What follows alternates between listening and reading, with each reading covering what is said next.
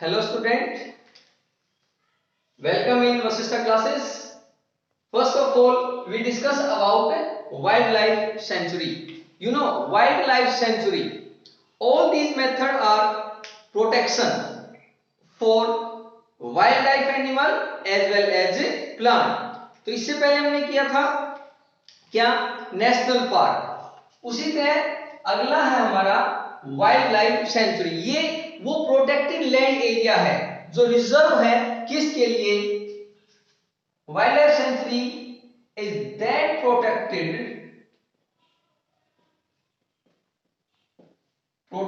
Area reserve for, जो किसके लिए रिजर्व है? प्रोटेक्शन ऑफ, रिजर्व फॉर, और you can say reserve for protection और कंजर्वेशन। कंजर्वेशन भी मीन उसका प्रोटेक्शन, संरक्षण, conservation of animal and animal के साथ साथ यहां पर और क्या, बर्ड्स। अब इसकी खास बात क्या है कि इसके अंदर जो हंटिंग है वो प्रोहिबिटेड है, मीन स्ट्रिक्टली बैन है। Hunting is not,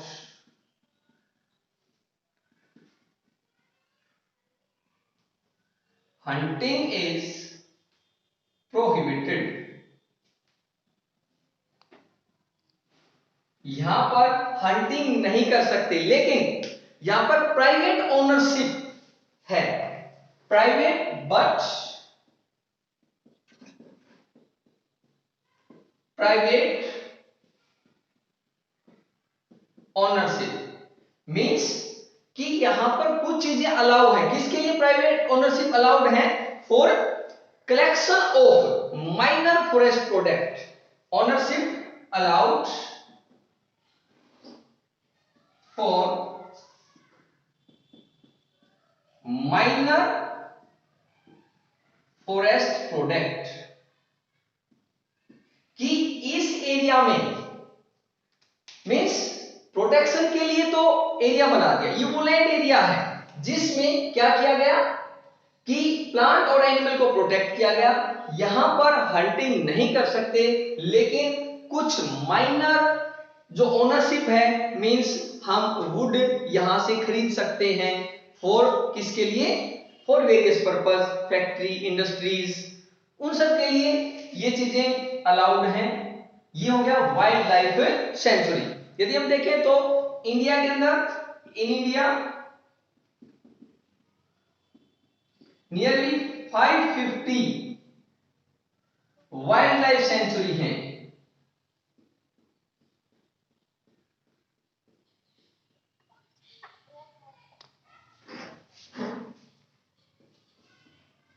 In India, near about 550 wildlife sanctuaries are present. जैसे कि रन ऑफ कच्छ है, कौन सी बताई? ये रन ऑफ कच्छ कहां पर? गुजरात। रन ऑफ कच्छ ये है गुजरात के अंदर। ये किसके लिए प्रोटेक्टेड है? वाइल्ड लाइफ के लिए। वाइल्ड लाइफ यहां पर प्रोटेक्ट किए जाते हैं। इस तरह गिर है, नंबर ऑफ गिर सेंचुरी, ये भी गुजरात में है। ये एस के लिए, सॉरी जो गिर है ये लाइन के लिए मेनली, ये प्रोटेक्टेड एरिया भी है। इसके अलावा भरतपुर,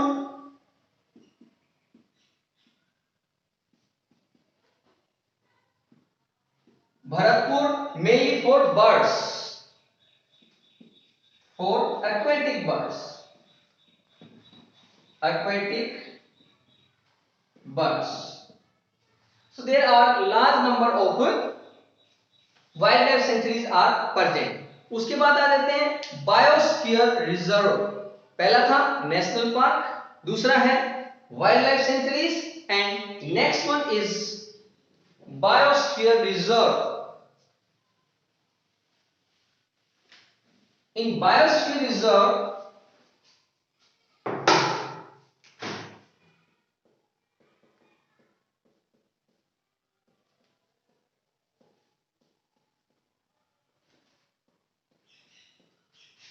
देखें सेम भाई, बायोस्फीयर रिजर्व मल्टीपल लैंड है, यूज फॉर किसके लिए, फॉर प्रोटेक्शन, मेनली वही है सारी, protection of biodiversity, multiple land,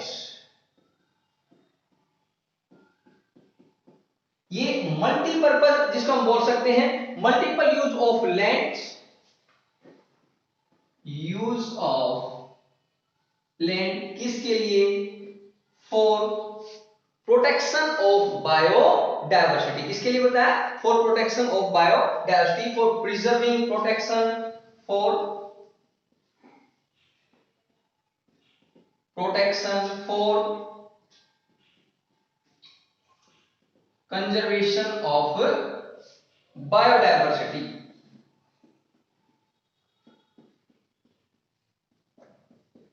you know biodiversity, various form of life that is known as biodiversity। तो यदि इसके अंदर हम देखें बायोस्फीयर रिजर्व में आ जाते हैं, there are, one is a core zone, buffer zone, और one is core zone, simple simple सी बातें हैं, बफर जोन, इसको भी डिवाइड कर दिया गया है, एक एरिया है उसके अंदर भी और नंबर ऑफ एरिया बना दिए गए हैं, जैसे कोर जोन है, दूसरा है बफर जोन है, उसके बाद मैनिपुलेशन जोन है,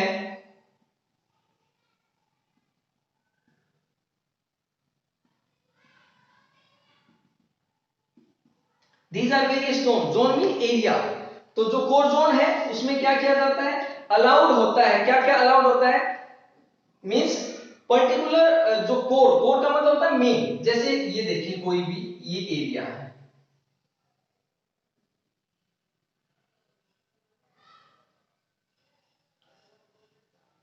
पर्टिकुलर थिंग्स ही अलाउड हैं फॉर माइनर कोर जोन। एक समझाने के लिए, जो मेन इसका एरिया है कोर जोन, यहां पर ह्यूमन एक्टिविटी बिल्कुल भी अलाउड नहीं है, means no human activity allowed, no human activity.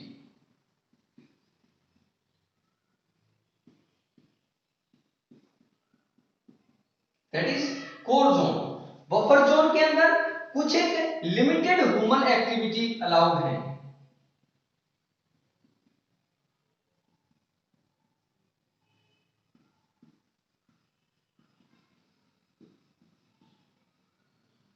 Means ये कुछ एरिया जो इसके बाहर रह गया, मींस ये मेन हो गया कोर जोन। यहां फिर कुछ एरिया है जहां पर लिमिटेड ह्यूमन एक्टिविटी है कि अपने कुछ पर्टिकुलर वर्क से ही जा सकते हैं, जबकि जो मैनिपुलेशन जोन है, मैनिपुलेशन जोन के अंदर number of human activity are allowed, several human activity allowed. ये जो बाहर का एरिया है, मीन जो आउटर रीजन होता है फॉरेस्ट का, उसके अंदर क्या हो जाता है कि कुछ एक का मतलब जैसे ग्रेजिंग करवा सकते हैं, वहां से वो क्या ले सकते हैं, लकड़ियां ले सकते हैं, तो ये कुछ एक्टिविटी अलाउड है। तो बायोस्फीयर रिजर्व को डिवाइड कर दिया गया कोर जोन, बफर जोन और मैनिपुलेशन जोन। तो ये हो गया बायोस्फीयर रिजर्व। उसके बाद आ जाते हैं कि जो बायोस्फीयर रिजर्व के बाद कुछ एक प्रोजेक्ट है, जैसे इसके एग्जांपल लेना चाहे नीलगिरी है, नीलगिरी बायोस्फीयर रिजर्व है, नंबर ऑफ बायोस्फीयर रिजर्व है, for example Nilgiri biosphere reserve है, फिर है नंदा देवी यूपी के अंदर, वैली ऑफ फ्लावर यूपी के अंदर,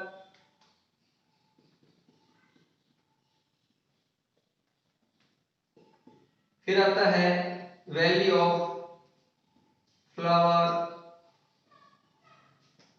कुछ एक दो आप याद रख सकते हैं। So these are comes under biosphere reserve, ये बायोस्फीयर रिजर्व के पार्ट है। उसके बाद जो है आ जाते हैं कुछ एक, जैसे अभी हमने देखे नेशनल पार्क आए, उसके बाद हमारे नेक्स्ट आए थे biosphere reserve, wildlife sanctuaries, these are the protected area. उसके बाद आ जाते हैं कि कुछ एक हम अपने सराउंडिंग में भी आप देखते हो जैसे प्रोटेक्शन के लिए कुछ एक रिजर्व एरिया बना दिए जाते हैं, वो चाहे प्लांट के रिजर्व के लिए हो। देन उसके बाद आ जाता है कुछ एक क्या कंजर्वेशन, यदि हम देखें तो कंजर्वेशन ऑलरेडी डिस्कस कर चुके हैं। Conservation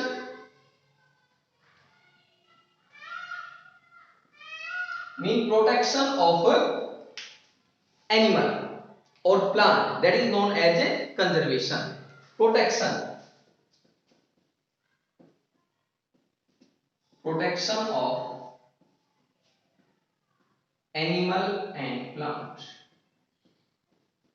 these are ex situ conservation and in situ conservation, already discuss कर चुके हैं। थोड़ा सा बता देता हूं, हिंट देता हूं, ex situ and in situ। ex situ mean outside the habitat, in situ inside habitat, within habitat, कोई एरिया है उसको हमने क्या कर दिया, बैन कर दिया कि यहां कोई ह्यूमन एक्टिविटी ना हो, that is in Situ conservation. Ex situ में ऑर्गेनिज्म वहां से ले गए और दूसरी जगह उनको क्या कर दिया, कंजर्व किया, बट क्या प्रोवाइड किया, सेम नेचुरल एनवायरनमेंट प्रोवाइड किया जहां से हम उसको क्या किया है, कलेक्ट किया, चाहे वो एनिमल हो चाहे प्लांट हो। Ex situ means protected animal and plant, animal and plant in its natural habitat, while ex situ protected outside from its natural habitat, यानी जो उसका नेचुरल हैबिटेट है उससे बाहर ले गए, बट प्रोवाइडिंग क्या, same condition as that of its natural habitat, लेकिन कंडीशन वही प्रोवाइड करेंगे जहां से पहले हम उसको लेकर आए हैं। मान लीजिए हम किसी को क्या कोई प्लांट लेके आए तो उसकी सेम वहां से क्या हम लेके आएंगे, सोइल लेके आएंगे, वहां पर एक क्या डक बनाएंगे, उसमें सोइल रखेंगे, फिर उस प्लांट को लगाएंगे ताकि उसको ये एहसास ना हो कि कहीं दूर ले आए। ऐसे ही कोई एनिमल है, लायन वगैरह है, उसको वही उसी मींस टाइप का एक क्या फॉरेस्ट डेवलप करेंगे वहां पर और उसको हम प्रोटेक्ट करेंगे। तो ये हो गए ex situ और अन सिटू कंजर्वेशन। यदि हम ex situ की बात करें तो अभी जस्ट आपको बताया था कि कुछ आप देखते हो अपने सराउंडिंग के अंदर कुछ एक चीजें जहां पर हम क्या करते हैं, ex situ कंजर्वेशन करते हैं। जैसे आपने देखा होगा बोटनिकल गार्डन, बोटनिकल गार्डन तो हालांकि अपने आसपास इतना नहीं है, बोटनिकल गार्डन लखनऊ में है बोटनिकल गार्डन, कोलकाता में है बोटनिकल गार्डन। बोटनिकल गार्डन में क्या करते हैं, collect the number of plant species, reserve number of plant species, reserve number of plant species. Number of plant species को हम क्या करते हैं, रिजर्व करते हैं। You can say they are from national और even international तक की प्लांट स्पीसीज हम रिजर्व करते हैं, ये botanical garden. Then zoological park,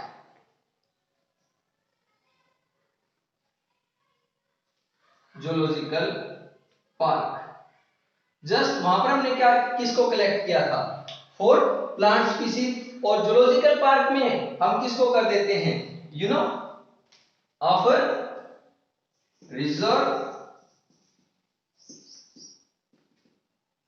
animal species, zoological park में एनिमल स्पीसीज। इसके अलावा कुछ एक नेक्स्ट है, थोड़ा सा ध्यान से देखें, नेक्स्ट आता है आर्बोरेटम, आर्बोरेटम। अब ये वो प्लेस है जहां पर प्लांट आर कल्टिवेटेड फॉर किसके लिए, साइंटिफिक पर्पस। साइंटिफिक पर्पस के लिए प्लांट को कल्टीवेट किया जाता है, रखा जाता है। प्लांट species are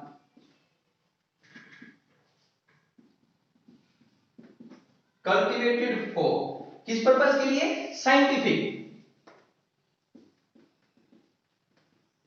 साइंटिफिक और एजुकेशन पर्पस। किसके लिए? साइंटिफिक और एजुकेशन पर्पस के लिए क्या कलेक्ट करते हैं? प्लांट स्पीसीज को वहां रखा जाता है। मीन साइंटिफिक वर्क होंगे तो कहां पर? एक एरिया हमने प्रोटेक्ट किया जहां पर हम बहुत सारी रेयर स्पीसीज को भी रखते हैं, that is arboretum. Then gene bank, very simple, collection of the seed, gene bank. In gene bank collection of seed, various type of seed हम क्या करते हैं? कलेक्ट करते हैं। कहां पर? जीन बैंक में। और यहां पर कुछ साइंटिफिक प्रोसेस भी की जाती हैं। So these are ex situ conservation, all these come under ex situ conservation. Then next आता है, कुछ एक प्रोजेक्ट चले हुए हैं इंडिया के अंदर, और वो प्रोजेक्ट हैं किसके लिए? For protection, very simple things, these are. ये प्रोजेक्ट कौन से हैं? उससे पहले एक बिल्कुल छोटा सा टॉपिक है,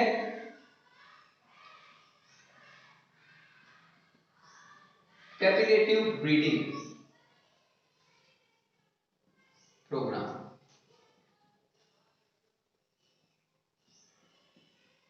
captive breeding programme save for endangered species.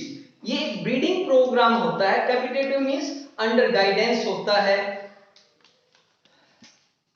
कैपिटेटिव breeding programme ये ब्रीड करवाते हैं, किसको? एनिमल को ब्रीड्स करवाते हैं ताकि उनकी स्पीसीज बची रहे। मेनली एंडेंजर्ड स्पीसीज को लाएंगे, बहुत केयर के साथ उनको रखा जाता है और ब्रीड करवाया जाता है, तो उसको बोल देते हैं कैपिटेटिव ब्रीडिंग प्रोग्राम। इन कैपिटेटिव ब्रीडिंग प्रोग्राम क्या?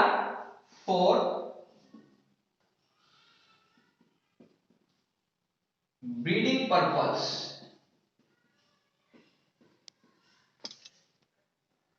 Of endangered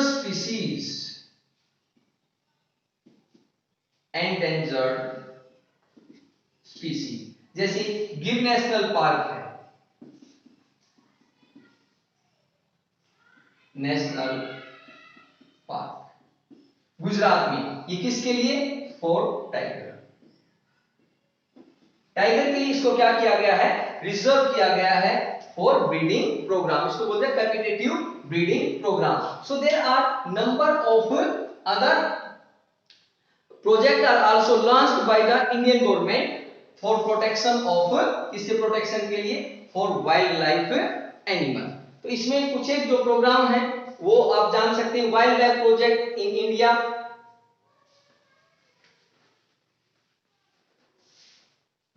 wild life project India, wild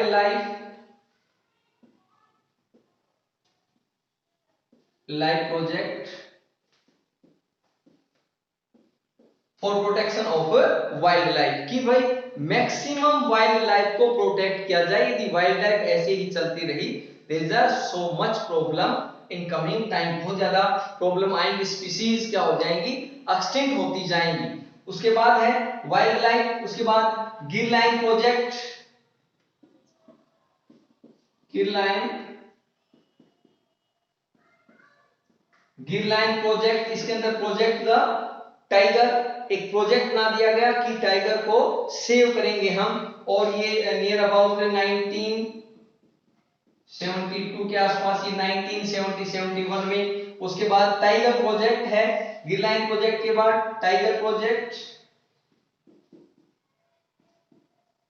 ये 1973 for project of the tiger, कि टाइगर को किस तरह से प्रोजेक्ट मींस टाइगर को सेव करें, टाइगर प्रोजेक्ट के अंदर। उसके अलावा रहीनो प्रोजेक्ट है,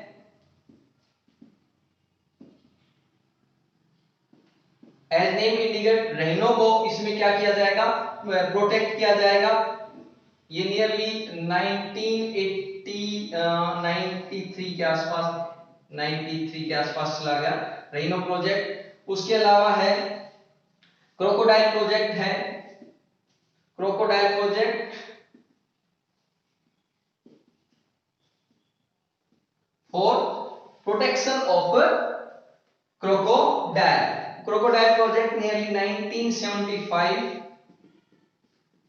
crocodile project, then musk deer project, musk deer protection project चलाया गया to protect the musk deer, मतलब डियर को प्रोटेक्ट यहां पर किया गया। So there are number of project by the Indian government. So this is complete all about a chapter, and for more information connect with us. Thanks.